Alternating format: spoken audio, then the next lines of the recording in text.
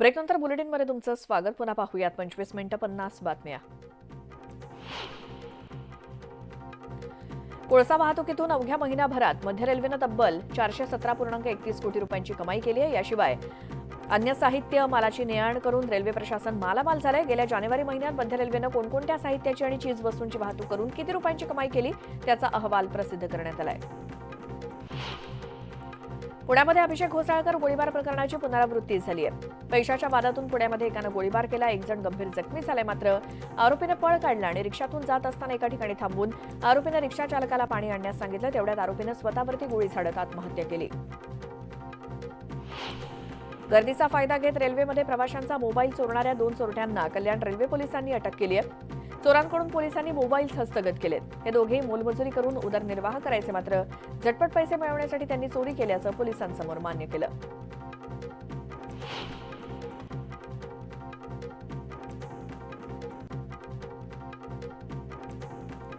भाववाढीच्या प्रतीक्षेत जळगाव जिल्ह्यातील शेतकऱ्यांनी तब्बल 3 ते 4 वर्षांपासून कापूस घरात साठवून ठेवलाय. कापसाला योग्य भाव मिळत नसल्यामुळे शेतकरी हतबल झालाय. किमान 10 ते 11,000 रुपयांपर्यंतचा भाव देण्याची मागणी शेतकऱ्यांनी केली आहे. येत्या महिन्याभरात योग्य दर न मिळाल्यास शेतामध्ये कापूस पेटवण्याचा इशारा देण्यात आलाय. अष्टविनायकातील प्रथम स्थान असलेल्या मोरगावच्या श्री मयुरेश्वर मंदिरात माघ यात्रेला सुरुवात झाली आहे. राज्यभरातून लाखो गणेश भक्त मोरगावात येत आहेत. दरम्यान हजारो भाविकांनी श्रींच्या मुख्य गाभाऱ्यात जाऊन जलस्नान केलं. राज्यभरातील एसटी कर्मचारी 13 फेब्रुवारीपासून विभागीय पातळीवरती उपोषण सुरू करणार आहेत. उपोषणानंतरही मागण्या मान्य न झाल्यास कामबंद आंदोलन करण्याचा इशारा एसटी कर्मचाऱ्यांच्या वतीनं देण्यात आलाय. बीड जिल्ह्यातील एकूण 5 सहकारी आणि 2 खासगी मिळून 7 कारखान्यांनी गाळप सुरू केले आणि या गाळप हंगामात 28,10,019 टन ऊसाचं गाळप झालंय. सरासरी 7.54% साखर उतार्यानं 21,19,968 क्विंटल साखरेचं उत्पादन झालंय. सोनमर्गमध्ये सध्या बर्फवृष्टी होतीये. जवाहर इन्स्टिट्यूट ऑफ माउंटेनिअरिंगच्या वतीनं स्केटिंग कोर्सचं आयोजन करण्यात आलंय. डिसेंबर ते मार्च दरम्यान नागरिकांना हा कोर्स करता येणार आहे. उत्तर भारतामध्ये पुन्हा एकदा थंडीची लाट आहे. हिमाचल प्रदेशात जोरदार बर्फवृष्टी झाली आहे. कुपरीमध्ये बर्फवृष्टीने सगळीकडे पांढरी शुभ्र चादर पसरल्याचं दृश्य आहे. बर्फवृष्टीमुळे पर्यटक देखील सुखावलेत आणि पर्यटक या बर्फात मजामस्ती करताना दिसत आहेत. राजधानी दिल्लीमध्ये गेले 4 दिवस थंडीनं अक्षरशः कहर केलाय. दिवस रात्र दिल्लीत थंडगार आणि बोचरे वारे वाहत आहेत. कडाक्याच्या थंडीपासून दिलासा मिळावा म्हणून दिल्लीकर शेकोटीचा आसरा घेत आहेत. तब्बल 500 वर्षांची परंपरा असलेल्या गोवा कार्निवलची दणक्यात सुरुवात झाली. ख्रिश्चन धर्मियांच्या पवित्र अशा लेंट पिरियडच्या आधी हा उत्सव साजरा होतो. पणजी, म्हापसा, वास्को आणि मर्मगोवा या 4 ठिकाणी मुख्यतः कार्निवलच्या विशेष परेडचं आयोजन होतं. मुख्यमंत्री प्रमोद सावंत यांनी या परेडचं उद्घाटन केलं. खेडमध्ये माजी आमदार संजय कदम आणि पोलिसांमध्ये बाचाबाची झाली. जुगार अड्ड्यावरील कारवाई करण्याच्या मागणीवरून हा राडा झाला. जुगार अड्डा चालकाने एका सामान्य व्यक्तीला मारहाण केल्यानं ठाकरे गट आक्रमक झाला. नंदुरबार शहरातील सिंधी कॉलनी परिसरात कार आणि दुचाकी यांच्यामध्ये भीषण अपघात झाला.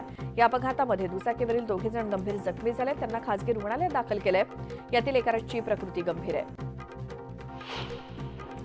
अहमदनगर जिल्ह्यामध्ये गांजाची तस्करी करणाऱ्या 2 आरोपींना लाखो रुपयांच्या मुद्देमालासह पोलिसांनी ताब्यात घेतलंय. विना नंबरच्या गाडीच्या झाडाझडतीत पोलिसांना गांजाचा मोठा साठा सापडलाय. जप्त करण्यात आलेल्या 450 किलो गांजाची तब्बल 50 लाख रुपये किंमत आहे. एसटी महामंडळाच्या धुळे आगारानं राज्यातली पहिली धुळे ते अयोध्या बस सेवा सुरू केली आहे. धुळे परिवहन विभागाचे विभाग नियंत्रक विजय गीते यांच्या हस्ते नारळ वाढवून धुळे ते अयोध्या या एसटी बस सेवेचा शुभारंभ झाला आणि यावेळी फटाक्यांची आतषबाजी करत जय श्रीरामच्या जयघोषात 41 प्रवासी घेऊन महाराष्ट्रातली पहिली एसटी बस अयोध्येच्या दिशेनं रवाना झाली. धुळे जिल्ह्यातील शिरपूर शहरात तलवार आणि रॉडनं तरुणावरती प्राणघातक हल्ला करणाऱ्या हल्लेखोरांची शिरपूर पोलिसांनी धिंड काढली. शिरपूर शहरातील सूरज जाधव या तरुणावरती 4 ते 5 जणांनी तलवार आणि रॉडनं प्राणघातक हल्ला केला होता. तर या दरम्यान या प्रकरणामध्ये गुन्हा दाखल झाल्यानंतर पोलिसांनी 5 जणांना अटक केली. 25 मिनिटं 50 बातम्या या बुलेटिनमध्ये आपण वेगवान स्वरूपात घडामोडी पाहिल्या आणि अशाच काही घडामोडी आपण सविस्तर रूपात जाणून घेणार आहोत महाराष्ट्र अनलिमिटेडमध्ये. मात्र त्याआधी नजर टाकूया 10 सेकंद 10 बातम्यांवर.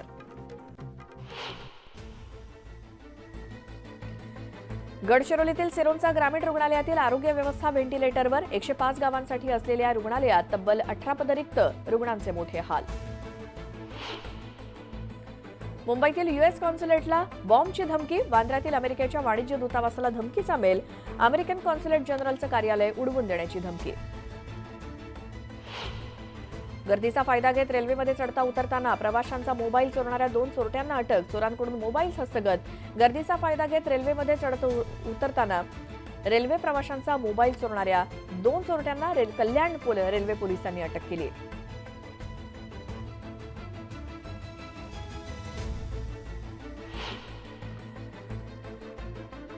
अष्टविनायकांपैकी प्रथम स्थान असलेल्या मोरगावच्या श्री मयुरेश्वर मंदिरात माघ यात्रेला सुरुवात, राज्यभरातून लाखो गणेश भक्त मोरगावात. सिक्कीममध्ये गंगटोकच्या चढावरून जाणारा भरधाव ट्रक मेळ्यामध्ये घुसला, अपघातात 3 जणांचा मृत्यू. अहमदनगर शहरामध्ये एका व्यापाऱ्यावरती जीवघेणा हल्ला, धीरज जोशी या मिठाई विक्रेत्यावरती अज्ञात हल्लेखोरांनी तलवारीनं वार केले, हल्ल्यानंतर आरोपी फरार झालेत. सध्या धीरज जोशींवर रुग्णालयात उपचार सुरू आहेत. घटनास्थळावरून पोलिसांनी एक तलवार आणि गावठी पिस्तूल हस्तगत केलंय. पुण्यात अभिषेक घोसाळकर गोळीबार प्रकरणाची पुनरावृत्ती झाली आहे. पैशाच्या वादातून पुण्यात एकानं गोळीबार केला, 1 जण गंभीर जखमी झाले. मात्र आरोपीनं पळ काढला आणि रिक्षातून जात असताना एका ठिकाणी थांबून आरोपीनं रिक्षा चालकाला पाणी आणण्यास सांगितलं. तेवढ्यात आरोपीनं स्वतःवरती गोळी झाडत आत्महत्या केली. भाववाढीच्या प्रतिषेध जळगाव जिल्ह्यातील शेतकऱ्यांनी तब्बल 3 ते 4 वर्षांपासून कापूस घरात साठवला. 10 ते 11 हजार रुपयांपर्यंत भाव देण्याची मागणी, नाहीतर कापूस पेटवण्याचा इशारा. सोनमर्गमध्ये सध्या बर्फवृष्टी, जवाहर इन्स्टिट्यूट ऑफ माउंटेनिअरिंगच्या वतीनं स्कीइंग कोर्सचं आयोजन. हिमाचल प्रदेशात जोरदार बर्फवृष्टी, कुफरीमध्ये बर्फवृष्टीनं सगळीकडे पांढरी शुभ्र चादर पसरल्याचं चित्र.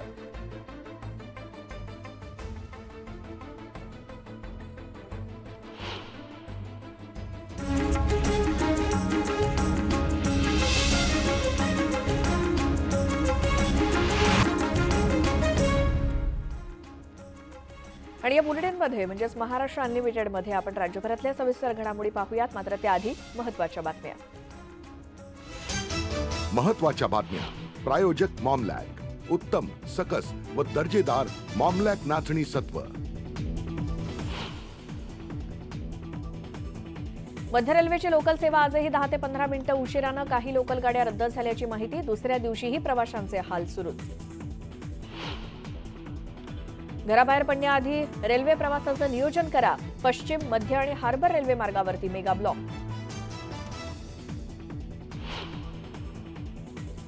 अमरावती जिल्ह्यात वादळी वाऱ्यासह पावसाची हजेरी, धामणगाव, तळेगाव, दशासरमध्ये जोरदार गारपीट, शेतकऱ्यांचं मोठं नुकसान. वर्धा, वाशिममध्ये अवकाळी पाऊस आणि गारपिटीचा अंदाज, रब्बी पिकांचं नुकसान होण्याची शक्यता. उपराष्ट्रपतींसमवेत राज्याचे मुख्यमंत्री आणि उपमुख्यमंत्री गोंदिया दौऱ्यावर, शासकीय वैद्यकीय महाविद्यालयाचं करणार भूमिपूजन. उपमुख्यमंत्री अजित पवार पुणे दौऱ्यावर, पक्ष आणि चिन्ह मिळाल्यानंतरचा पुण्यातला पहिला युवक मेळावा.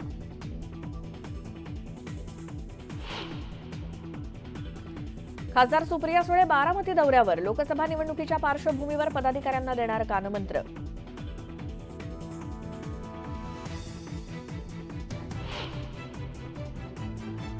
जळगावात कापसाला योग्य भाव मिळत नसल्यानं शेतकरी हतबल, 10,000 ते 11,000 रुपयांपर्यंत हमीभाव देण्याची मागणी. समृद्धी महामार्गावरती होणाऱ्या अपघातांची मालिका सुरूच, सलग दुसऱ्या दिवशीच छत्रपती संभाजीनगरच्या दौलताबाद जवळ कारचा अपघात, अपघातामध्ये 3घांचा जागीच मृत्यू.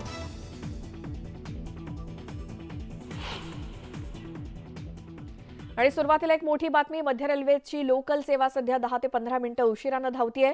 काही लोकल गाड्या रद्द करण्यात आल्याची माहिती मिळाली आहे, तर मध्य रेल्वेच्या एक्सप्रेस गाड्या या 20 ते 25 मिनिटं उशिरानं धावतायत. लोकलच्या 3ही मार्गांवरती आज मेगा ब्लॉक आहे. अशातच रेल्वे उशिरानं धावत असल्यानं प्रवाशांना त्रास होतोय. काल देखील प्रवाशांचे प्रचंड हाल झाले होते.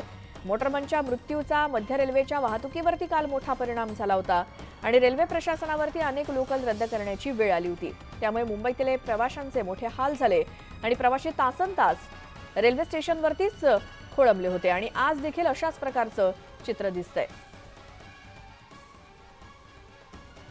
अधिक माहितीसाठी जाऊयात आमच्या प्रतिनिधी सुस्मिता भदाणे आपल्या सोबत जोडल्या गेल्या। सुस्मिता, हा सगळा घोळ कधीपर्यंत सुरळीत होईल?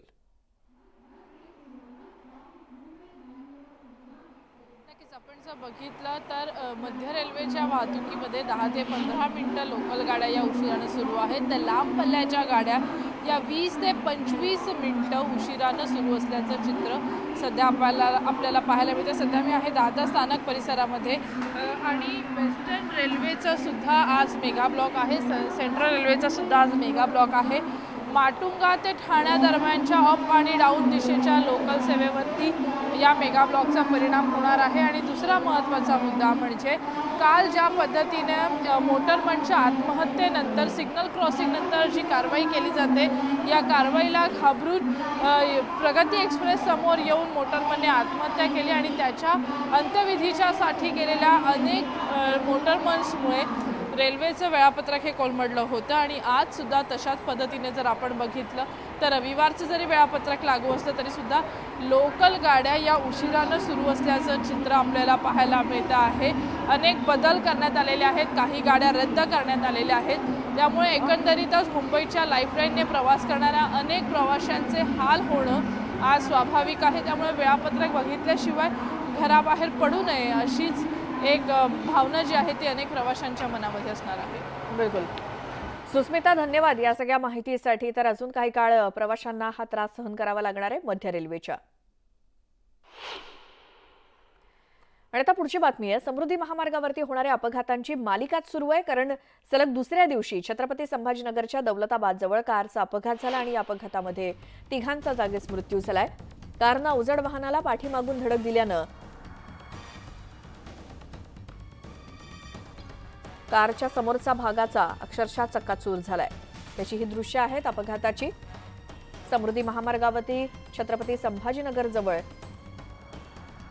भीषण अपघात झाला, त्यामध्ये तिघांचा मृत्यू झालाय।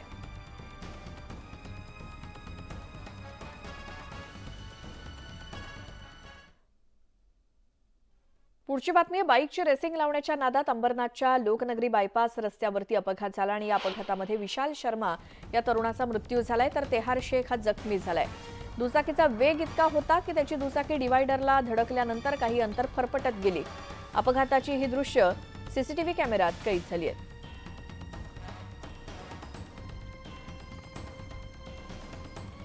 सिक्कीममध्ये गंगटोक पासून 11 किलोमीटर अंतरावरती असलेल्या राणीपूल इथल्या यात्रेमध्ये नियंत्रण सुटलेला ट्रक गर्दीमध्ये घुसला आणि यात 3 जणांचा दुर्दैवी मृत्यू झाला। या अपघातात एकूण 17 जण जखमी झालेत। जखमींवरती सध्या रुग्णालयात उपचार सुरू आहेत। या अपघाताची भीषण दृश्य सीसीटीव्ही कॅमेऱ्यात कैद झाली आहेत।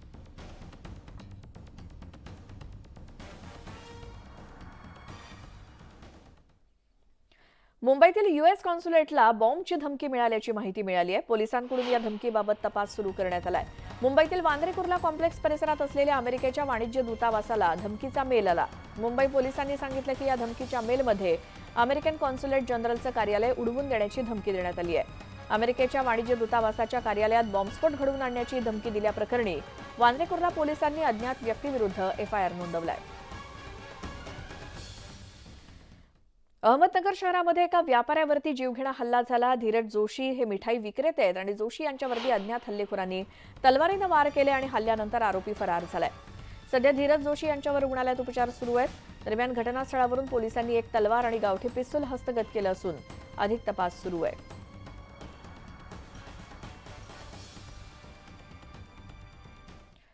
पुण्यामध्ये अभिषेक घोसाळकर गोळीबार प्रकरणाची पुनरावृत्ती झाली। पैशाच्या वादातून पुण्यामध्ये एकानं गोळीबार केला। गोळीबारात एक जण गंभीर जखमी झालाय। त्यानंतर आरोपीने पळ काढला आणि रिक्षातून जात असताना एका ठिकाणी रिक्षा थांबवून आरोपीने रिक्षा चालकाला पाणी आणण्यास सांगितलं। तेवढ्यात आरोपीने स्वतःवरती गोळी झाडून घेत आत्महत्या केली। अनिल ढमाले असं आत्महत्या केलेल्या आरोपीचं नाव आहे। ढमाले हा सराफा व्यापारी आहे आणि त्याचा आकाश जाधव या व्यक्तीशी आर्थिक कारणावरून वाद झाले होते। त्यानंतर आरोपीने आकाशला भाले चौक परिसरातील दुर्गा कॅफेजवळ भेटीसाठी बोलावलं आणि आरोपी अनिलनं आकाशवरती गोळीबार करून पळ काढला। त्यानंतर स्थानिकांनी आकाशला तातडीने उपचारासाठी रुग्णालयात नेलं। आरोपी अनिल ढमालेनं मात्र घटनास्थळावरून पळ काढला आणि काही वेळानंतर रिक्षातच स्वतःवरती गोळी झाडून आत्महत्या केली। या प्रकरणी पोलिसांनी अमित ढमालेनं लिहिलेली सुसाईड नोट सुद्धा त्यांना सापडली आहे आणि अधिक तपास सुरू केलाय। बाईक चहा प्यायला थांबवत असतानाच आकाश जाधवच्या डोक्यामध्ये गोळी मारलेली आहे. अनिल सकाराम ढमाले त्याच्या भाडेकरूने. तर ते लायसनी पिस्टल आहे आणि त्यांच्या पैशाचं डिस्प्यूट होतं, त्यातून तो प्रकार झालेला आहे. आणि आरोपीने पुढे जाऊन औंधमध्ये स्वतःवर गोळी मारून आत्महत्या केलेली आहे. त्याचं पिस्टल रिकव्हर झालेलं आहे आणि आरोपी यातला मयत झालेला आहे. तर फिर्यादीवर उपचार सुरू आहेत. आता पुढची बातमी आहे ती म्हणजे गर्दीचा फायदा घेत रेल्वेमध्ये चढताना किंवा उतरताना रेल्वे प्रवाशांचा मोबाईल चोरणाऱ्या 2 चोरट्यांना कल्याण रेल्वे पोलिसांनी अटक केली आहे. चोरट्यांकडून चोरी केलेले मोबाईल रेल्वे पोलिसांनी हस्तगत केलेत. हे दोघे मोलमजुरी करत उदरनिर्वाह करायचे, मात्र झटपट पैसे मिळवण्यासाठी त्यांनी चोरी केल्याचं पोलिसांसमोर सांगितलं. आंबिवली रेल्वे स्थानकावरती रेल्वे लोकल येताच लोकलमध्ये चढत असताना एका प्रवाशाचा मोबाईल चोरीला गेला होता. या प्रकरणी कल्याण रेल्वे पोलीस ठाण्यात गुन्हा दाखल झाला होता आणि कल्याण रेल्वे पोलिसांनी सीसीटीव्ही फुटेज आणि मिळालेल्या माहितीच्या आधारे आंबिवली परिसरात सापळा रचून दोघांना अटक केली. गुन्ह्यातील जे फिर्यादी आहे ते शार स्टेशनवर ट्रेनची वाट बघत होते. वाट बघत असताना यातील आरोपीने त्याच्या साथीदारासह त्यांच्या हातातला मोबाईल जबरदस्तीने खेचून चोरून नेला. त्यावरून पोलीस ठाण्यामध्ये गुन्हा दाखल करण्यात आला. कल्याण रेल्वे पोलीस ठाण्यात गुन्हा दाखल झाल्यानंतर यातील तपास पथकाचे अधिकारी आणि कर्मचारी यांनी गोपनीय बातमीदाराकडून माहिती काढून सापळा लावला व 2 आरोपींना अटक केली आणि गुन्ह्यातील मुद्देमाल ताब्यात घेतले. आता पुढची बातमी आहे हल्लेखोर मॉरिसनं अभिषेक घोसाळकरांच्या हत्येचा कट हा आधीच रचला होता. बॉडीगार्ड अमरेंद्र मिश्राच्या चौकशीतून ही धक्कादायक माहिती समोर आली आहे. पाहूया त्याविषयीचा हा रिपोर्ट.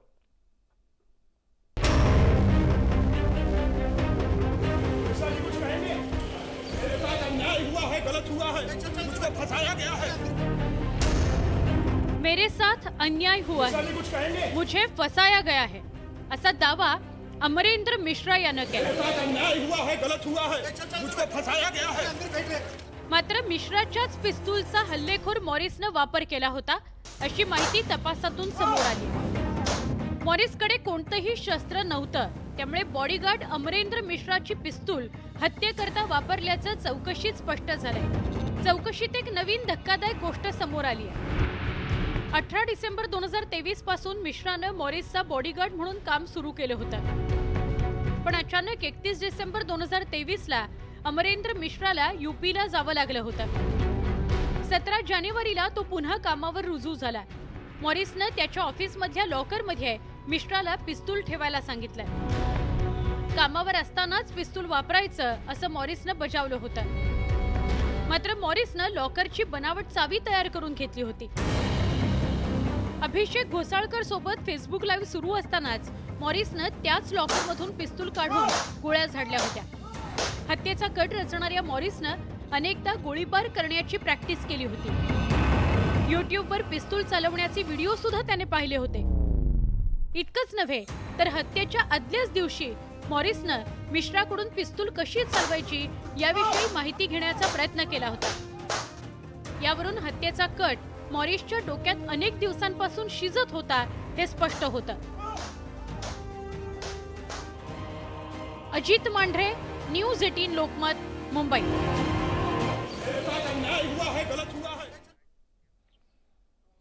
पुढची बातमी पाहूयात. उद्धव ठाकरे मुंबईतल्या शाखांना भेटी देत आहेत आणि यावेळी त्यांनी केंद्र आणि राज्य सरकारवरती जोरदार टीका केली. शिवसेना फोडली, राष्ट्रवादी फोडली, गुन्हेगारी कधी फोडणार असा घणाघाती हल्लाबोल त्यांनी भाजपवर केला. आज नागपूरमध्ये 2 हत्या झाल्या. हे हत्या सत्र याच्या अचानक सुरू कुठून झालं? मग गृहमंत्री काम काय करताय?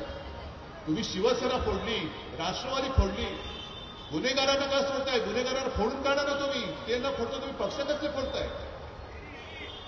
नाही, ईडी वगैरे त्यांच्याकडे काय जाणार नाही. एक तर ईडी, सीबीआय, इन्कम टॅक्स हे आपल्या शिवसैनिकांच्या मागे लावणार. मला तर असं कळलं आता ते वायकरच्या मागे लागले ईडीवाले की तू पक्षांतर कर नाही तर तुला तुरुंगात टाकतो.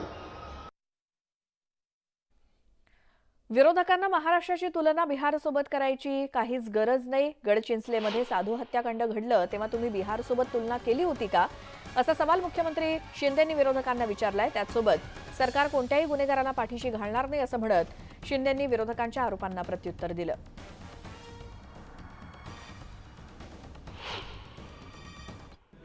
खरं म्हणजे तेव्हा गुंडाराज चालू होता. तेव्हा खऱ्या अर्थाने आज पोलिसांवर जे आरोप करतायत, गृहमंत्री जेलमध्ये गेले होते त्यावेळेस, आणि तेव्हा बिहार नाही तर चंबलचं नाव आपल्याला चंबल देखील कमी पडेल अशा प्रकारची दरोडेखोरी चालू होती. त्यांना बिहार म्हणण्याचा अधिकार नाही. आज राज्यामध्ये कायदा सुव्यवस्था जे काही गुन्हे झालेले आहेत त्याचं समर्थन बिलकुल होणार नाही. जो कायद्यासमोर सगळे समान आहेत, ज्यांनी जो गुन्हेगार असेल त्याच्यावर कडक कारवाई होईल. शिवसेना खासदार डॉक्टर श्रीकांत शिंदे आयोजित क्रीडा संग्रामात यंदा हजारोंच्या संख्येनं जिल्हा आणि जिल्ह्याच्या बाहेरचे खेळाडू सहभागी होत आहेत. मुंब्रा, डोंबिवली, कल्याण, अंबरनाथ आणि उल्हासनगर या शहरांमध्ये 15पेक्षा जास्त खेळांचा या क्रीडा संग्रामात समावेश आहे. दरम्यान या क्रीडा संग्रामामुळे नवोदित खेळाडू तयार होत आहेत आणि डोंबिवलीच्या हबप सावळाराम क्रीडा संकुलात जलतरण स्पर्धा पार पडल्या. अगदी 5 वर्ष वयापासून ते 75 वर्ष वयापर्यंतच्या जलतरणपटूंनी या स्पर्धेत सहभाग घेतला होता. कोणतेही प्रवेश शुल्क न आकारता अतिशय उत्तम नियोजन करण्यात आल्यानं जलतरण स्पर्धेसाठी आलेल्यांनी खासदार शिंदेंचे विशेष आभार व्यक्त केले आणि 4 फेब्रुवारीपासून सुरू झालेला हा क्रीडा संग्राम 12 फेब्रुवारीपर्यंत चालणार आहे. आमचे लाडके मुख्यमंत्री एकनाथजी शिंदे त्यांच्या ठाणे शहरामधून आलेलो आहे आम्ही, आणि त्यांनी जे सगळं अरेंज केलेलं आहे, डॉक्टर श्रीकांत शिंदे यांनी अरेंज केलेलं आहे, खूप छान आहे. मुलांना खेळण्यासाठी खूप मोठं ऑपॉर्च्युनिटी मिळालेली, आणि ह्या अशा क्रीडा स्पर्धेमुळे मुलांना ऑलिम्पिकमध्ये जाऊन देशासाठी नाव कमवण्याची एक संधी त्यांनी उपलब्ध करून दिलेली आहे. आयोजनाबद्दल मी असं सांगेन की श्रीकांत शिंदे यांनी जे आयोजन केलं त्यामुळे बरीच लोक इथे आलेले आहेत. तर मुलांना जास्त अपॉर्च्युनिटी मिळत आहे या स्पर्धेमुळे, सो हे सांगू शकते मी. आणि शिंदे साहेबांनी आम्ही ठाण्यामधून आलेलो आहोत, सो लोक अजून ऑलिम्पिकमध्ये वगैरे यामुळे जाऊ शकतात. डॉक्टर श्रीकांत शिंदे हे युवा नेतृत्व आहे आणि प्रत्येक क्षेत्रामध्ये त्यांचा ठसा ते उमटवत असतात. त्याचप्रमाणे युवा लोकांना, मुलांना काय हवं आहे, तर क्रीडा हे जे क्षेत्र आहे ते हौशी क्षेत्र आहे, याच्यामध्ये सर्वांना आपले कलागुण दाखवता येतात. आणि डॉक्टर श्रीकांत शिंदे हे कामाच्या बाबतीत उत्कृष्ट काम करतात. त्यामुळे प्रत्येक गोष्टीची जाण त्यांना आहे की समाजामध्ये काय परिवर्तन चांगलं करायचं आहे. आणि बातमीसोबतच वेळ झाली आहे महाराष्ट्र अनलिमिटेडमध्ये एका छोट्याशा ब्रेकची.